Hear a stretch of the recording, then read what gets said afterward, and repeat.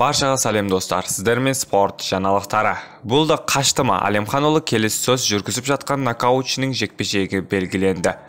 Британиялық жеңіліп көрмеген боксшы Хамза Шираз келесі жекпе-жегін 22 ақпан Ар-Риядта өткізеді. Шираздың промоутері Фрэнк Уорринг сілтеме жасап отырған инсайдер Майкл Бенсонның сөзінше, Хамза аталмаған әлем чемпионымен айқасады. WBO Ширазды қазақстандық Жәнібек Әлемхан ұлына міндетті қарсылас ететін болатын. Қазіргі таңда тараптар келіссөз үстінде. Алайда британиялықтың промоутері неге қарсылас Жәнібек болады деп ашық айтпай отырғаны белгісіз. Фрэнк Уорриннің хабарлауынша, Хамза Шираз 22 ақпан Ар-Риядта Дэниел Дюбиннің қарында әлем чемпионы атағы үшін айқасады.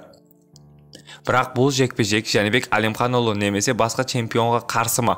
Оны нақтыламады, деп жазыпты Бенсон әлеуметтік желіде. Сіздермен спорт жаңалықтары болды. Видеоға лайк басып, пайдасы болды ұмытпаңыздар. Ең соңғы жаңалықтар тек қана бізде болады.